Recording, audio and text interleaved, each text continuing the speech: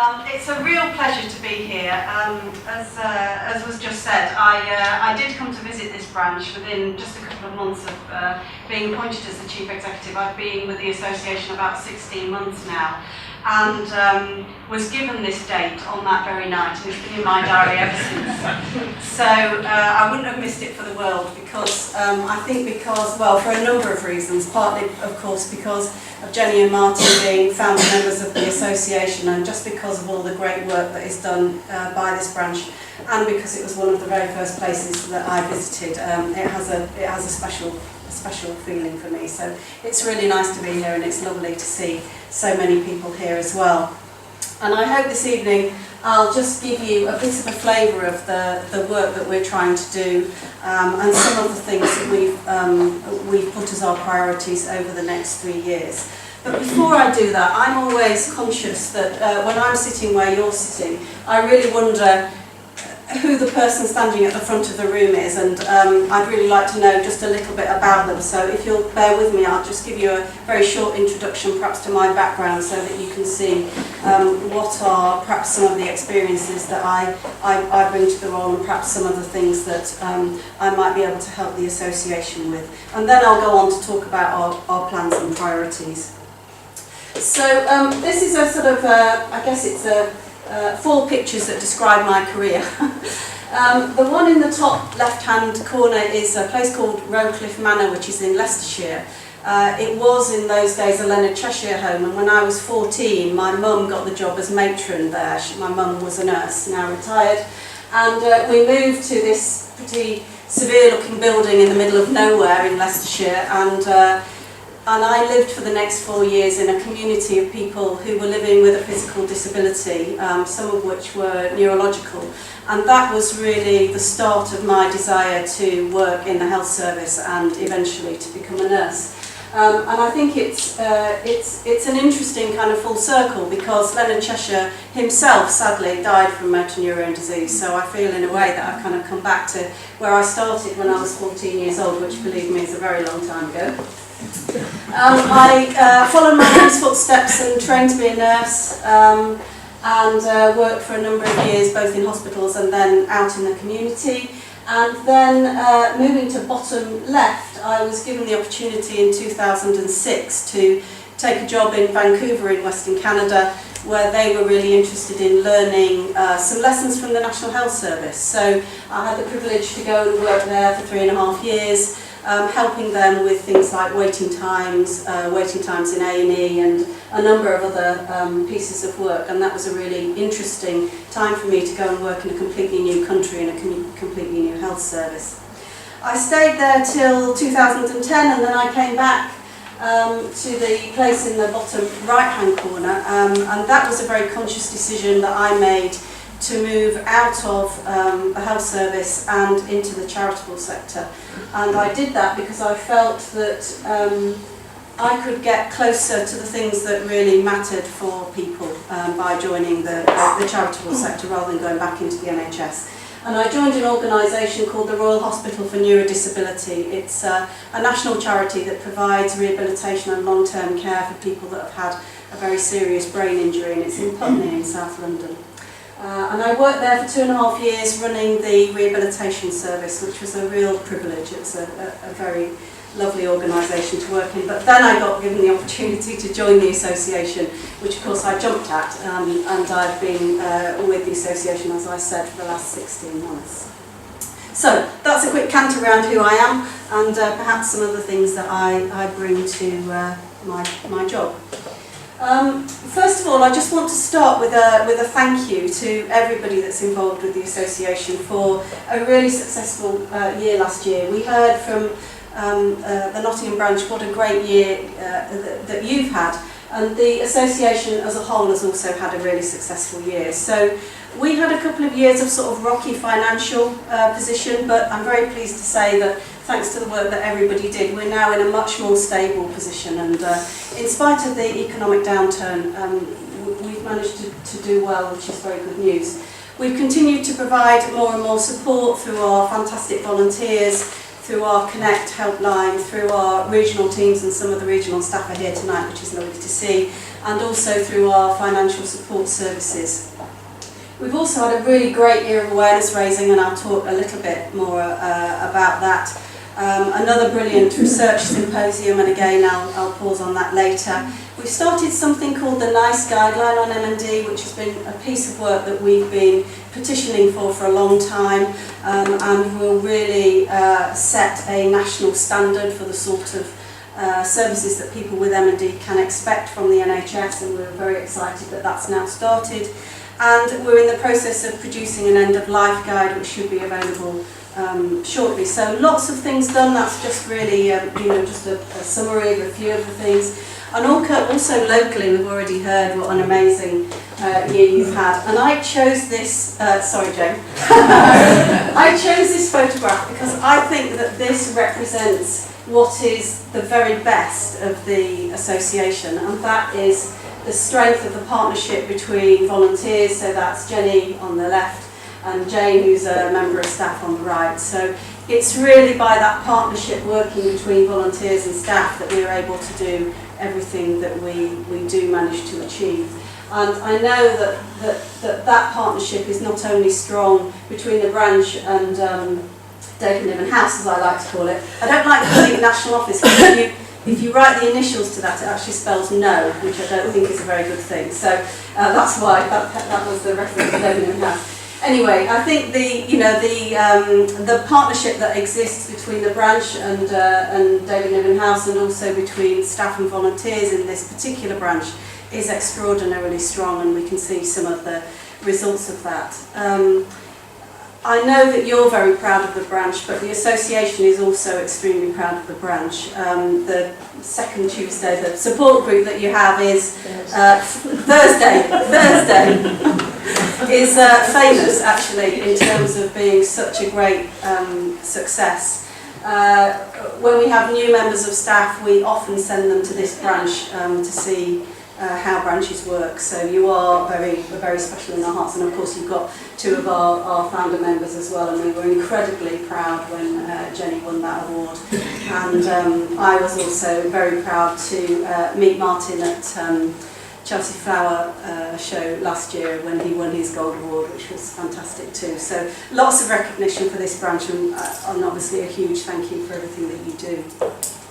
So, in spite of all that's done locally and all that's done nationally, we know that there are still many more things that are needed, and we surveyed people with MND last year, and these are some of the things that came through from that survey that people wanted us to do more work on. So, shortening the time to diagnosis was a big thing. People still wait way too long for that diagnosis, and we must do something more about that.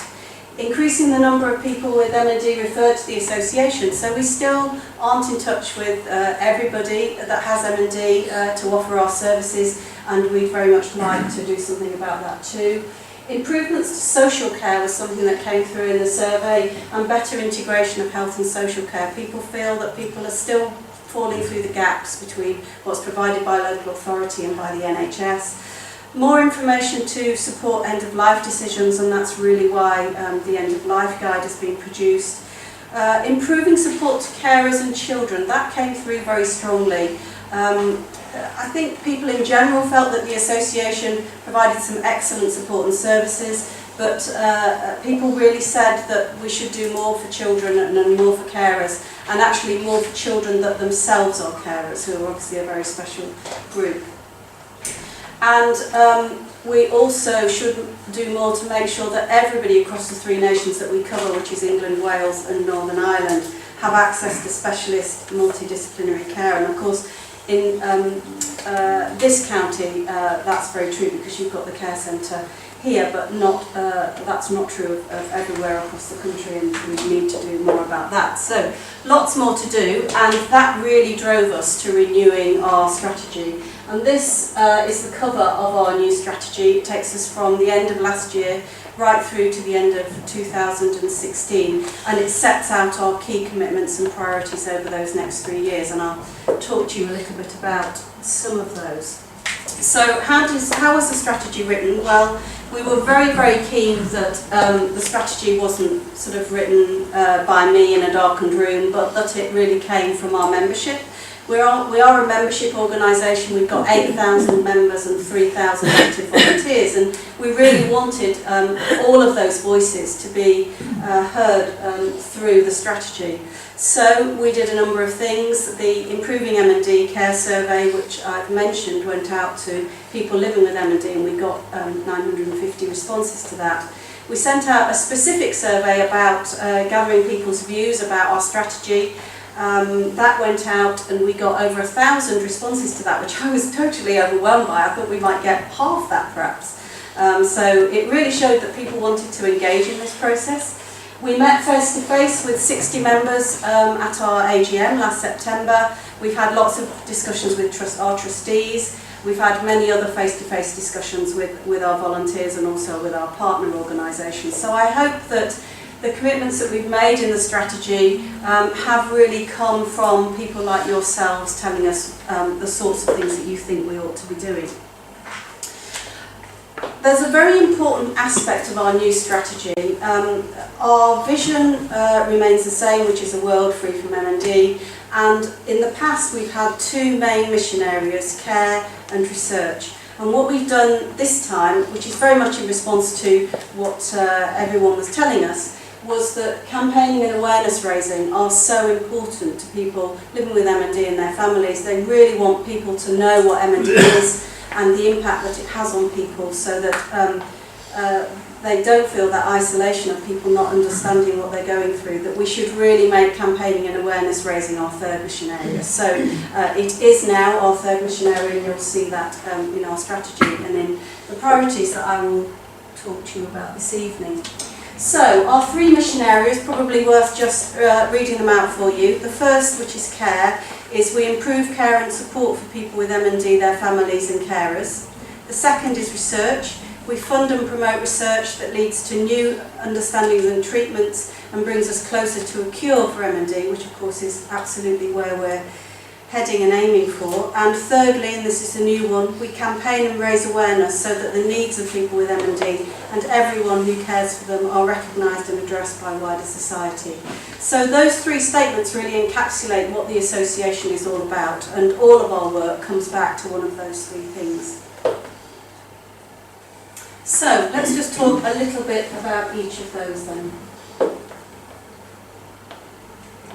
So, recent achievements in care. So I have two slides for each of the three areas. The first one talks about what we've already done, and then the second one talks about what we want to do. So in terms of care, we've done a number of really great things. We've got 19 care centres, one of them is obviously in Nottingham. We're very proud of all of them. You know, they're an important way of people getting access to the whole multidisciplinary team and access to the care and support that people need. We also run a helpline which is called MND Connect, and that took 8,000 enquiries either by email or by phone last year. We've got 320 fantastic association visitors. How many AVs are there in this? We've only got two in Only Nottingham. two? Yeah. Oh, Yeah. So if anybody's interested. good job, we've got a great care centre then. Yeah. Okay, across the three nations we've got 320, and they're supporting 1,300 people with MND and their families.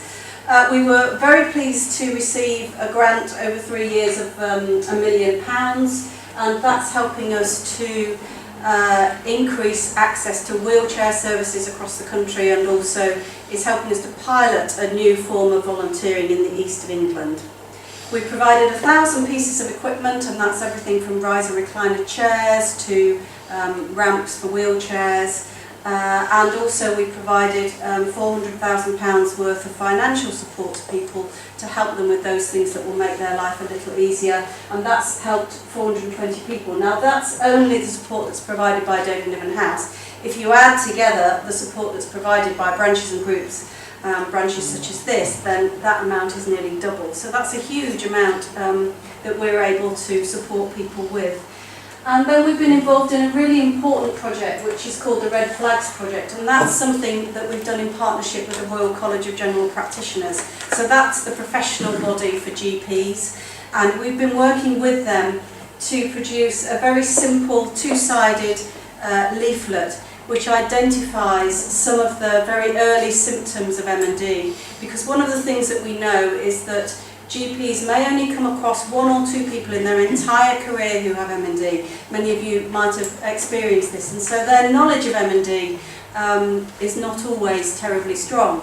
And so we've worked with the Royal College of General Practitioners to produce this document which really says to GPs, if somebody comes into your surgery with any of these symptoms, then you really should be alerted to that and you should get an early referral from a neurologist. So we hope that that will help to drive down the time that it's taking for people to get a diagnosis, and that's now gone out to all of the GPs in the land, and we hope that that will be starting to have some effect. In terms of going forward in care, we've made a number of, I think, pretty bold and ambitious commitments in our strategy. So we'll continue to support this idea of a multidisciplinary team approach. So what that means is a doctor, speech and language therapist, occupational therapist, physiotherapist, dietitian, respiratory nurse perhaps, all working together to support individuals and their families.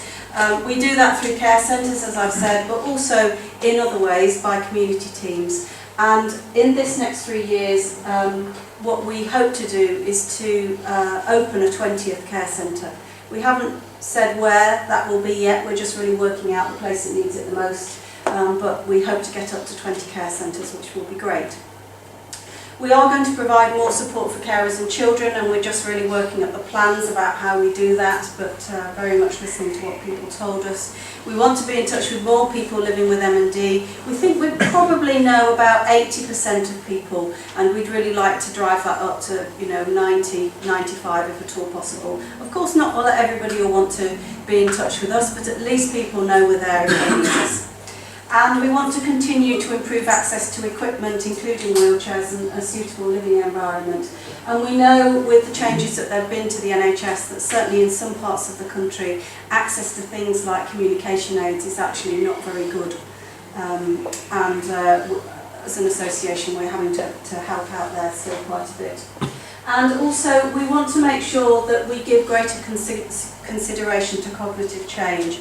I think in the past, there was the view that difficulties with things like memory and decision making was not really a function of MND, but we know that for a small number of people it is an important symptom, and we just want to be a bit more open about that, so that if people do need help from us, then they feel that they can ask.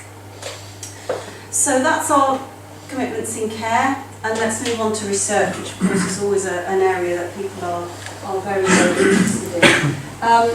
We are privileged actually to be the hosts for the premier international global symposium for MND researchers, and last year that took place in Milan, and there were 950 people there. It was a great event. I was very fortunate to attend myself. I absolutely couldn't hold on to the science. Some of it was way above my A-level biology. I was clinging on with my fingernails to some of it.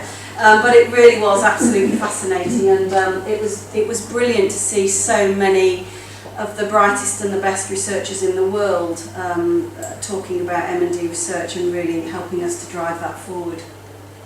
As an association, we currently fund 50 research projects. That's a combined financial envelope of over £8 million. We funded 10 new projects last year and 6 new researchers. We now know 2/3 of the causes of inherited MND, the genes that are responsible for inherited MND. And we've started a really interesting project in Edinburgh where people can bank their voice. So as people will know, sometimes when people have MND, they lose the ability to speak and they lose their voice. And so this facility enables people to bank that voice before it's lost, and then if they need to use a communication aid, then instead of speaking an electronic voice like most of them do, it can speak your own voice, which I think is just it makes me feel emotional every time I think about it, because our voice is such a special part of us, isn't it? And I think it's really lovely to think that we can help people to do that.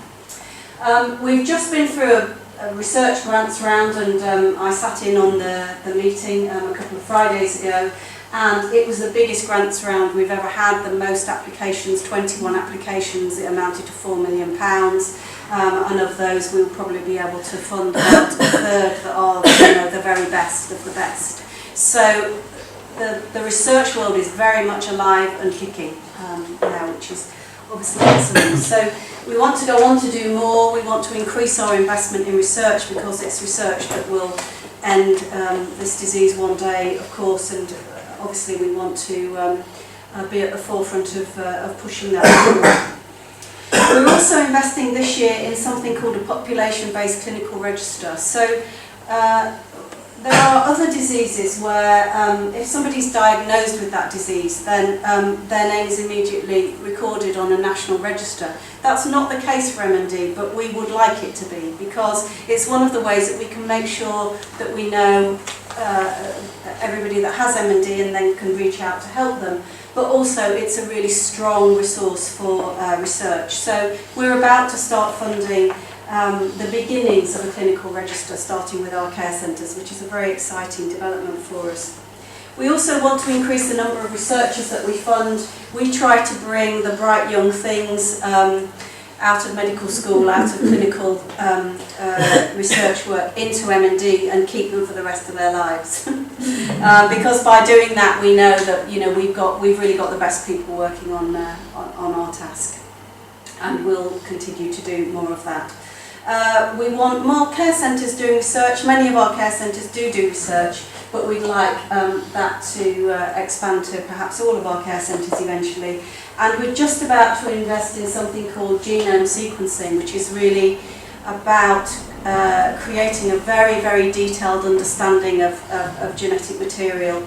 And we're part of an international collaboration that is starting in the UK with around 1,500 samples, but across Europe is hoping to sequence 15,000 samples. So you can imagine the amount of information that will give us, which will help us to increase our understanding of the causes of MND.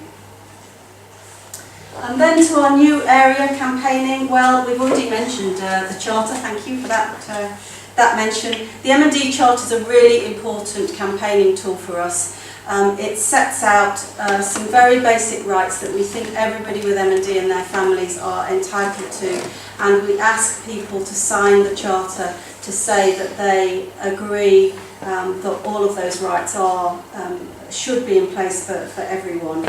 And we've got 16,000 signatures on the Charter now, and we're working up that number up at every opportunity. So our campaign at the moment is with not only MPs for the general election next year, but also before then with local councillors. So we've got JC's got lots of letters and postcards. So if people are interested, we'd really love to talk to you afterwards, not only about signing the Charter yourselves, but also about speaking to your local councillor or your local MP about joining in our campaign too.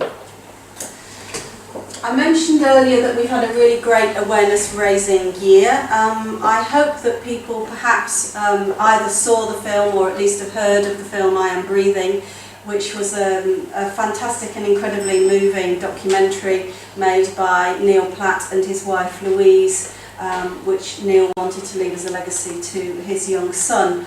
And we were fortunate to be able to work with the family to use that film as part of our awareness campaign. For the whole of last year, we had many screenings around the country. We had posters on the London Underground and the National Rail Network, and it really helped us get our message out to the general population. We've built on that actually over the last few months. We've recently had a Football Against MND campaign, which was led by an amazing guy. Those of you that follow Twitter will know Mark Maddox. He used to be a semi-professional footballer himself, and he's really helped us to access that footballing community that sounds like you're pretty good at it here, but in many places we struggle to access that kind of general younger population. So Mark's helped us with that, and I flew to Glasgow over the Easter weekend, and those posters were up in Luton Airport, which was just brilliant to see Mark's face kind of appear as I went up the escalator. So that was really good. And also this year we've had our very first television advert, which was a super short clip video by Nick Knowles from DIY SOS and Eric Rivers, who's living with MND, who made a really great video for us. And we showed that not only on TV but also in the cinema. And in the cinema alone it was seen by 2.9 million people. So we really are getting out there with our message, which is fantastic. We had a round table charter event, so that was about getting people like the Royal College of Nursing, the Royal College of General Practitioners, the Association of Directors of Social Services to join in our charter campaign. And that event was attended by Her Royal Highness Princess Anne, and she's fantastic actually. She's got a friend who's living with MND, and she takes every opportunity to really make sure that people understand how important our work is, and she's a great supporter of ours, and we're very grateful for that. And also we've been working with partner organisations on things that are very important to people. So some of the welfare benefit reforms have really hit people with MND hard, not least the bedroom tax and changes that have been made to welfare benefits. And also we've been petitioning with people like Marie Curie for free social care at the end of life, so people are not having to use their savings to pay for things that they need in the last few months of their life. So lots of work going on in campaigning and lots still to do. So building on the success of our I Am Breathing campaign, we're already working on our campaign for this year, and June is our awareness raising month. That's when it all starts, so look out for that. We want to measurably increase the number of people who are aware of MND, so getting that general population understanding up as high as we can. We want to support more local campaigning because we know lots of decisions are made locally that impact on people living with MND and their families, and we want to get to those local decision makers, and that's why the local councillor campaign is so important, so that we get our voice heard there. As I said, we'll use the charter as a tool for a focus for the next election. And we must continue to influence health and social care, because although you've got a very strong service here, sadly it's not the same right across the country, and there are still places where frankly it's fairly inadequate. So lots still to do there. So in terms of growth and development of the association, I'm sure, as you'll understand, in order to do all of that I've just described, we need to increase our income year on year. And one of the things that we're keen to do going forward is to make it maybe clearer when we're providing support or funding services. And the reason for doing that is that we know that when people know that we're providing support, they're incredibly generous in providing support to us in return. So that's an important part of our strategy. And also it lets people know that we're here for them. So perhaps they don't need help now, but maybe in the future they will. And if they know that we're there and we're providing services, then hopefully they'll know that they can come to us for support themselves.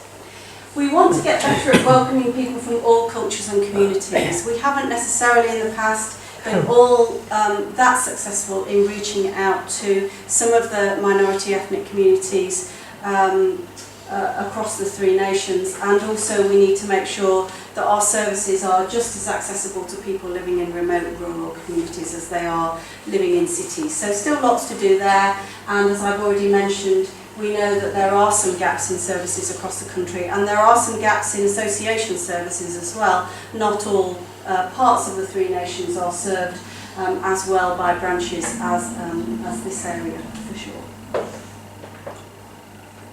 So how could you help? Well, if you get a chance to read the strategy and you'd like to, that would be lovely. I've got a couple of copies. It's available on our website, and our website address is at the end of this presentation. Please let us know what you think of it. Tell us whether you think we've got the priorities right or not. We'll be writing another one in a couple of years, so we're still very keen to have ideas. Give us your feedback, not only on the strategy, but also, of course, on anything that the association does that you'd like to talk to us about. And give us any other ideas that you do have, because we're only here in order to serve people with MND and their families, and we need to make sure that we're getting that right for you. just to leave you with a couple of final thoughts, and this one for me is really important. I think of the association as something of a jigsaw, where each one of us is a part of that jigsaw, and each part of that jigsaw is as important as the next one. So it comes back to that sense of volunteers and staff working together and in partnership, because unless all of us are there, all of the parts of that jigsaw are there, then it doesn't make up the whole. So I just want to leave people with the sense that you are all part of this association, and we're very grateful to have every single one of you as our supporter. And through doing all of that, of course, we will achieve our mission one day, which is to defeat this disease. So finally, thank you for your commitment to the MND Association. Thank you for members of this branch for starting it in the first place, and for the many years that you've put into supporting us and enabling us to grow over that time, and for everything that you do locally and nationally for people living with MND and their families. And that's my email there. I'm always really pleased to hear from people, and also our website address in case you wanted any further information or to have a look at the strategy yourselves. So, thank you.